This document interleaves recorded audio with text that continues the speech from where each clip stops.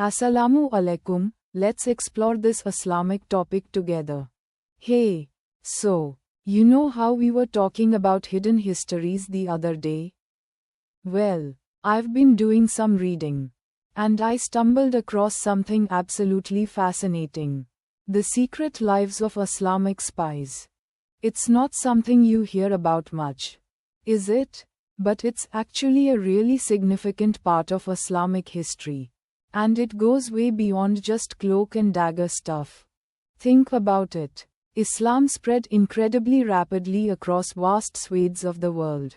We're talking about a religion going from a small community in Arabia to a global power in just a few centuries. That didn't happen by accident. Part of that success story involved incredibly sophisticated strategies. And intelligence gathering was a huge part of that. It wasn't just about military intelligence either.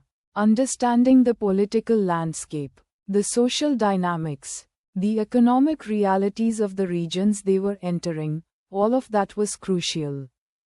Think about it. If you're in to establish a new community, you need to know what you're walking into.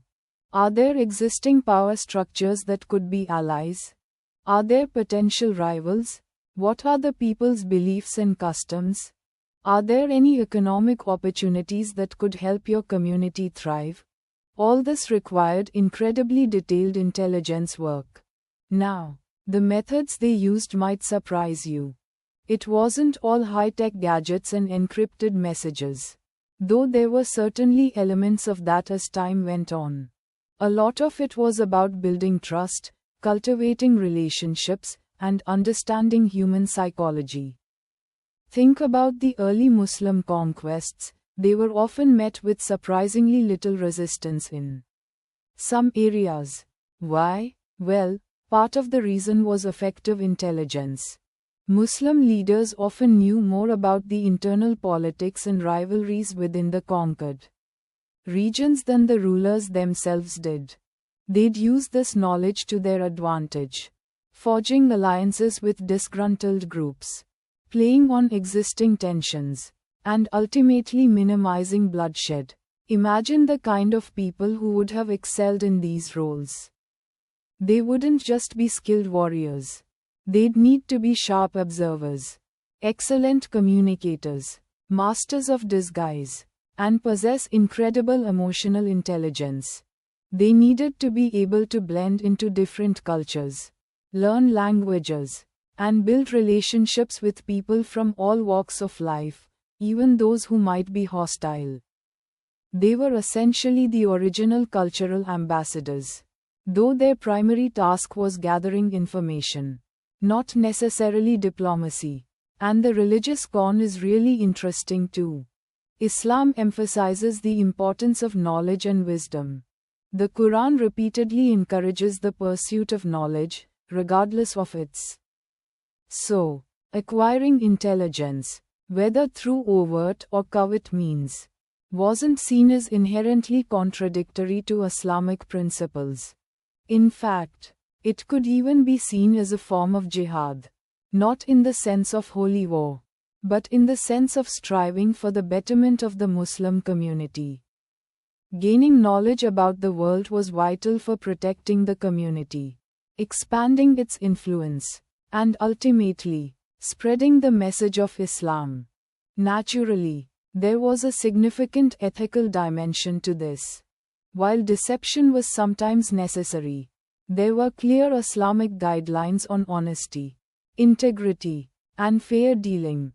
These spies weren't necessarily operating outside the moral framework of their faith. They were operating within it, understanding that the ends, in this case the betterment of the community, had to be carefully weighed against the means. It's a complex ethical balancing act, and one that's reflected in the historical accounts, though often subtly. Think of it like this: imagine a community facing a potential threat.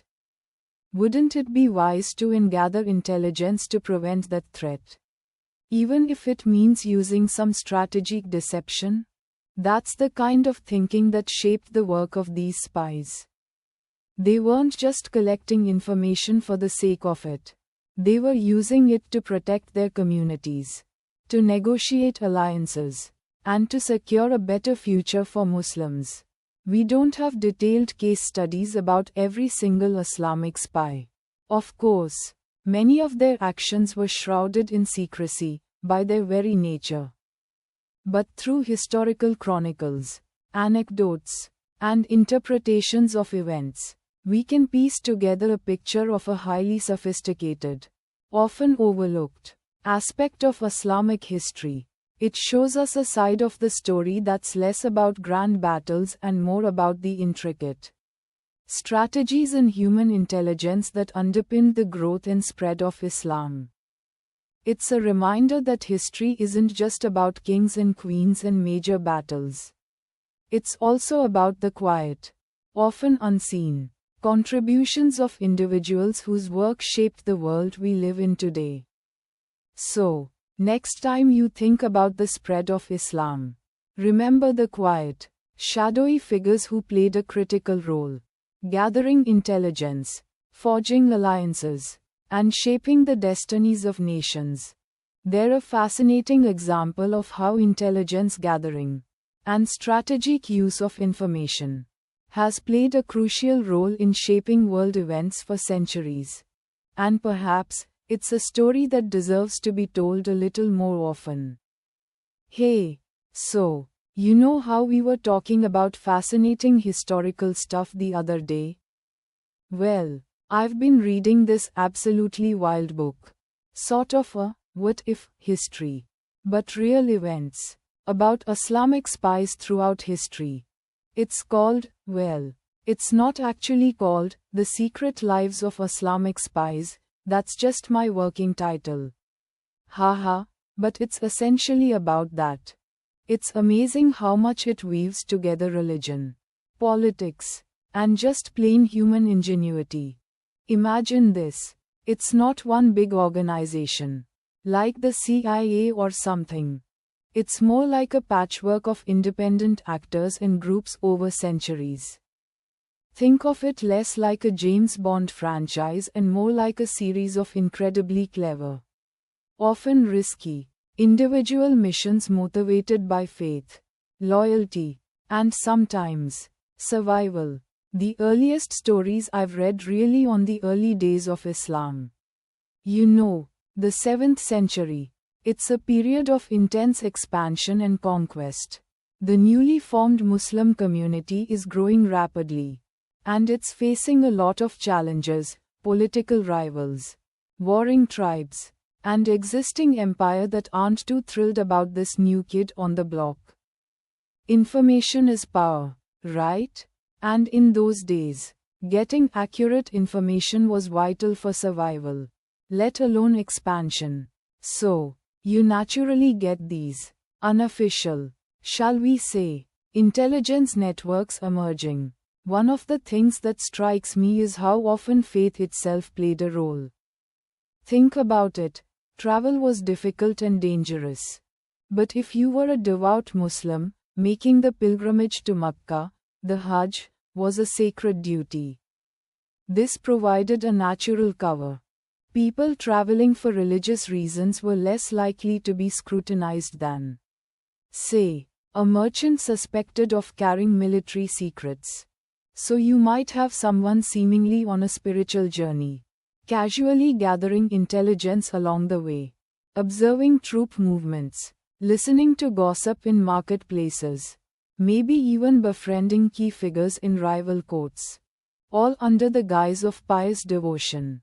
Pretty clever, right? Another really interesting aspect is how often women were involved, often overlooked in traditional historical accounts. But in this book, their roles come to the forefront. In societies where women might have had more freedom of movement within certain cons, like visiting family or attending religious gatherings, they could move undetected while men were more easily flagged as suspicious. They might be acting as couriers, passing messages hidden in clothing or jewelry, acting as informants, or even directly influencing decision makers through their social connections. We're talking about a time when political power dynamics were very different, offering opportunities in places you wouldn't expect. It really challenges some of the assumptions we have about women's participation in these types of things. Then, of course, there's the whole issue of cryptography. Secrecy was paramount, and they were incredibly inventive in devising ways to protect their communications. We're not talking about fancy computers and algorithms, mind you. Think simple, elegant words, intricate systems of symbols, even using things like Poe or seemingly innocuous verses from the Quran to end messages. You needed a shared understanding, a level of trust, and a heck of a lot of intelligence to even understand what was being transmitted. Imagining to crack one of those without knowing the cultural con. And the methods used weren't always limited to covert operations. Sometimes, outright deception was part of the strategy. Think cleverly crafted rumors that could destabilize an enemy, forged documents to spread misinformation, or carefully orchestrated events designed to confuse or mislead opponents. It's a fascinating glimpse into the world of psychological warfare, centuries before it was even formalized as a concept. But it wasn't all high-stakes espionage. The book also emphasizes the human element, the risks taken, the sacrifices made, the personal cost of living a double life. These weren't just nameless agents. They were individuals with families, beliefs, and personal motivations. Some acted out of pure loyalty to their leaders or their faith. Others from a sense of duty to protect their communities. And still others may have been driven by a mix of self-preservation and a desire for justice. And, of course, there were successes and yours.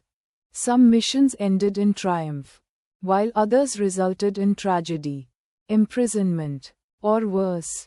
It's a reminder that intelligence gathering and espionage are not modern inventions. They've been around for as long as there have been conflicts, power struggles, and the need to know what your enemy is planning. But, The Secret Lives of Islamic Spies.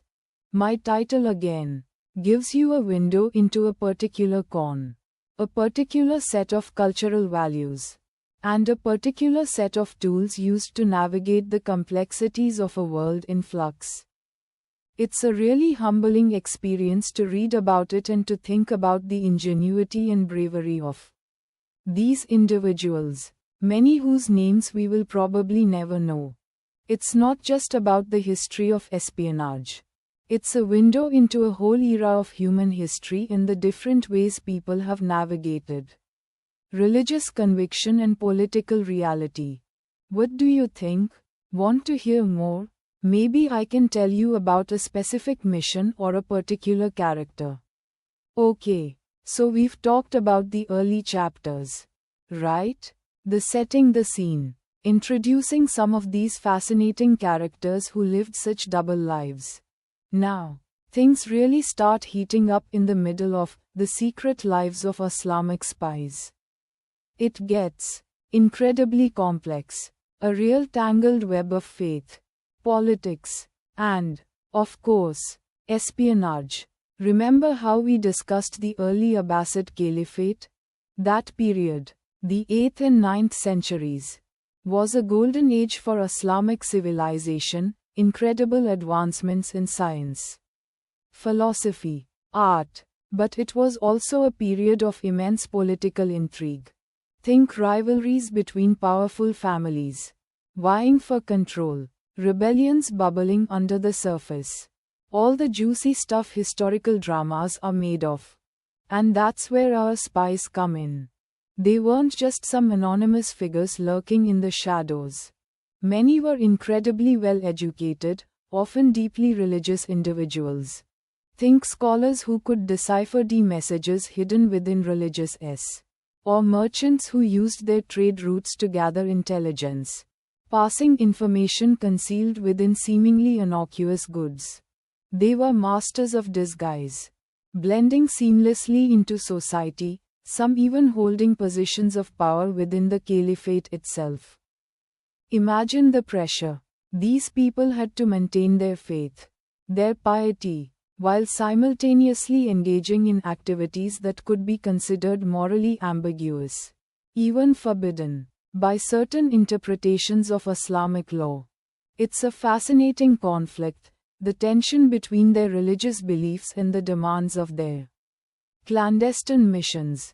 Some might have justified their actions by arguing they were serving the greater good, protecting the caliphate or their own communities from external threats. Others might have wrestled with deep moral dilemmas, believing their actions, however ethically challenging, were necessary for a greater purpose. We meet characters like, well, I can't give away all the names, but there's this one amazing woman, a highly skilled diplomat. Let's call her Aisha for now. She traveled extensively, negotiating treaties, forging alliances, but secretly, she was gathering intelligence, identifying potential enemies, and reporting back to her superiors. She had to be incredibly resourceful, adapting to different cultures, speaking multiple languages, all while maintaining her cover. Think of the sheer mental strength, the resilience required for such a life. And then there's another fascinating individual, let's call him Omar, a seemingly pious scholar, known for his deep understanding of Islamic jurisprudence. But in reality, he was deeply involved in a network of spies, using his knowledge of the law to identify potential threats within the caliphate itself. He could analyze legal documents, identify inconsistencies, and uncover plots before they even materialized. It was incredibly risky. If he was discovered, he would face severe consequences, possibly execution. His faith, his religious learning, ironically, became his greatest weapon and his greatest vulnerability. The middle chapters are also about the internal workings of these spy networks. It's not just about individual agents. There were entire organizations, sophisticated systems of communication, complex networks of informants. Think of how they end messages, using religious even subtle changes in calligraphy. Some of the methods they used were so ingenious, so well hidden, they were almost undetectable. It was a battle of wits, a constant cat-and-mouse game between spies and counter-spies. There are moments of intense danger, betrayals, close calls. Imagine a clandestine meeting in the dead of night, in some hidden chamber, where the slightest misstep could lead to death. Or the nail-biting anticipation as a message is sent, hoping it reaches its destination without being intercepted. The stakes were incredibly high. You often meant not only the exposure of the spy but also a severe blow to the caliphate's security. And all this unfolds against the backdrop of the wider historical events of the time, the rise and fall of dynasties, wars with neighboring empire, internal power struggles. The spies' actions often had far-reaching consequences, shaping the political landscape of the entire region. It's not just about thrilling adventures though. The book delves into the personal lives of these spies, their families, their relationships. We see the human cost of this life of secrecy, the sacrifices they made, the emotional toll it took on them and their loved ones. It's a powerful reminder that behind the cloak and dagger operations, there were real people with hopes, fears, and dreams, just like us. The middle chapters are really where the story builds its suspense, where we get a deeper understanding of the motivations, the strategies, and the human drama at the heart of this fascinating, often overlooked, part of Islamic history. It truly highlights a little-known aspect of a significant period. revealing the hidden contributions of individuals who operated within the shadows. Their legacies often unsung until now. So, yeah, it gets pretty intense and compelling. Ready for the next part? Okay, so you're asking about the end of The Secret Lives of Islamic Spies, right? It's a fascinating story, isn't it? It's not like one big, dramatic showdown, more like a slow burn that simmers down, but leaves you with so much to think about. We're talking about a story spanning centuries, covering countless individuals, all contributing to this rich tapes of espionage within the Islamic world. It's incredibly important. Actually, it's not just cloak and dagger stuff. It's deeply intertwined with Islamic history, politics, and even religious thought. Think about the Quran. The Islamic world, from its very beginnings, wasn't just a peaceful, unified entity. There was always competition, trade, religious debate, expansion, and conflict. You had the rise and fall of empire, constant shifting alliances, internal power struggles. All of this created a need for intelligence gathering, for spies. But it wasn't just about brute force or military strategy. These spies operated in a world where religious and cultural understanding were just as important as military prowess. So, as we get to the end, and I say that loosely because the activities continued even after the periods we typically on, we see a fascinating convergence of factors. One thing you have to remember is that the end isn't a specific point in time. More of a culmination of various storylines. Different spy networks played different roles. Some aired on internal security within a specific caliphate. Others aired on foreign affairs, maintaining trade routes, or guarding against external threats like the Byzantine Empire or the Crusaders. For instance, there were the whispers of networks operating within the Abbasid Caliphate, ensuring its stability, keeping tabs on rival factions, and even sometimes playing both sides for their own advantage. These weren't always overtly religious figures, but many were deeply steeped in Islamic culture and law, using their understanding of the social fabric to navigate the intricate web of power. Think about how deeply knowledge of Sharia law, Islamic jurisprudence, and even Poe could be used, a subtle phrase, a seemingly innocuous message delivered through a trusted messenger, could contain de-information. Then you have the external threats. Think about the Crusades. The constant tension demanded robust intelligence networks. Imagine the pressure on Muslim spies to anticipate Crusader movements, assess their strengths and weaknesses, and perhaps even infiltrate their ranks. These spies, many of them embedded in diverse communities across the region, had to maintain their cover while gathering vital information. This wasn't just about battle plans. It also meant understanding the economic power and political strategies of their enemies. We also have to consider the evolving role of religion. Islam itself went through periods of intense internal debate and schism. Think of the Sunni-Shia divide, for instance. This created a whole new layer of intelligence gathering, where the need to understand the movements and loyalties of different religious groups became crucial. Spies might be used to gauge public opinion, monitor dissenting voices, or even prevent insurrections. So, how does it all conclude? There's no grand finale, no single event that marks the end. The networks gradually evolved, adapting to changing political landscapes and technological advances. What we see is a gradual shift in methods, a move towards more sophisticated techniques and perhaps a more decentralized approach.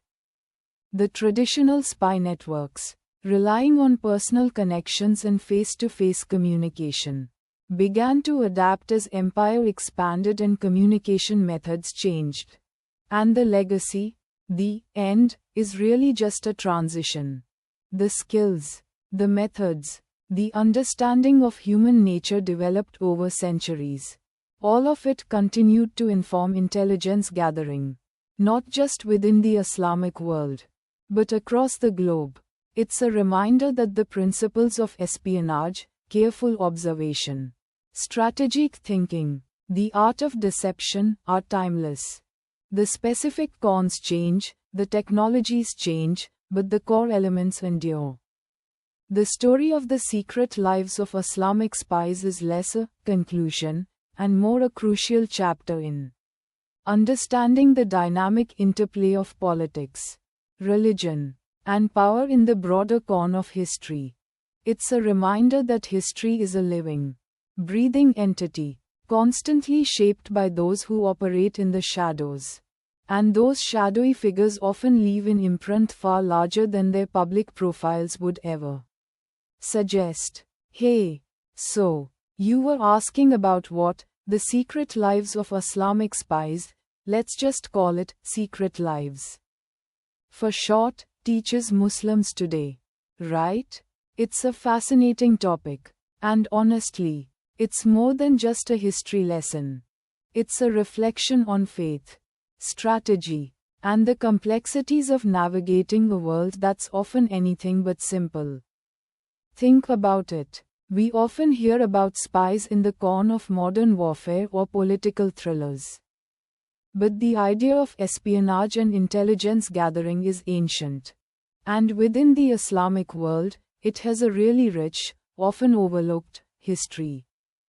Secret Lives explores this history, showing us that Muslims, throughout different eras and across diverse regions, played significant roles in intelligence networks. It's not just about catching villains. It's about protecting communities, safeguarding empire, and even furthering religious scholarship, sometimes in ways that might surprise you. Imagine the early days of Islam, a rapidly expanding faith facing a lot of challenges.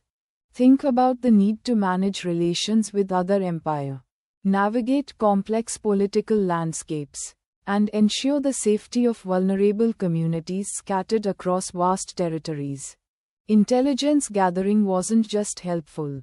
It was crucial for survival and for establishing a sense of security and stability.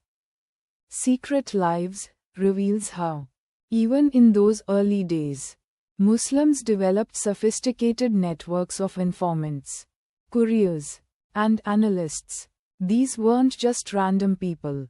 They were often scholars, merchants, travelers, people embedded within their communities who could observe, report, and even influence events subtly. For example, think about the role of the **Qadi**, the Islamic judge. They often held a position of immense respect and authority. Their role went beyond just adjudicating legal disputes. Because they were trusted figures, they could gather information and assess the sentiment of the population, acting as a kind of unofficial intelligence network.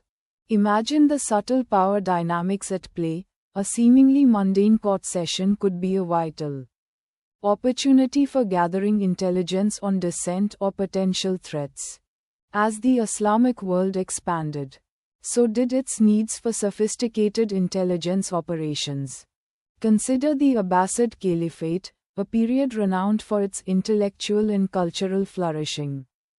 This era also saw the development of complex bureaucratic systems. And within these systems, you find evidence of formalized intelligence structures. These weren't secret police in the modern sense, but rather networks of informants and analysts working in a more organized fashion. The Abbasids had to deal with internal rebellions, external threats from rival empire, and the constant tension of maintaining control over a vast and diverse population. Understanding this con reveals the ingenuity and resourcefulness of the people involved. But, Secret Lives isn't just about the practical applications of espionage. It also touches on the ethical and religious considerations. After all, Islam places a strong emphasis on honesty, truthfulness, and justice. How do these values square with the sometimes morally ambiguous world of espionage? The book explores this tension, showing how Islamic jurisprudence grappled with the dilemmas faced by those working in intelligence. Think about the complexities of deception, the use of subterfuge, or even the justification of actions that might be considered morally questionable within a different con. It wasn't always a straightforward answer, and the book highlights the difficult choices that were made. So, what does this all teach Muslims today? I think there are several key takeaways. First, it offers a richer, more nuanced understanding of our own history.